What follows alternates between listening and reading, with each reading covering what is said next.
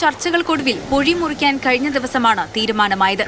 ഇതിന്റെ അടിസ്ഥാനത്തിലാണ് ഇന്ന് പൊഴി പൂർണ്ണമായി മുറിച്ചത്.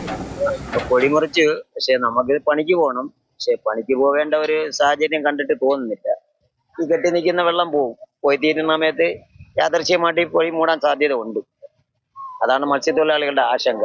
കണ്ണൂർ അഴീക്കൽ തുറമുഖത്ത് നിന്ന് തിങ്കളാഴ്ച രാവിലെയോടെ പുറപ്പെട്ട ചന്ദ്രഗിരി എന്ന കട്ടർ സെക്ഷൻ ഡ്രജർ ഇന്ന് രാവിലെയോടുകൂടിയാണ് മുതലപ്പുഴയിൽ എത്തിയത്. നിലവിൽ അത് കടലിൽ തന്നെ തുടരുകയാണ്. ഇന്ന് രാത്രി 10 മണിയോടെ വേലിയേറ്റ സമയത്ത് ഡ്രജർ പൊഴിയിലേക്ക് കയറ്റാനാണ് നിലവിലെ തീരുമാനം. ഇനി ഇംപ്ലിമെന്റേഷൻ ആണ്.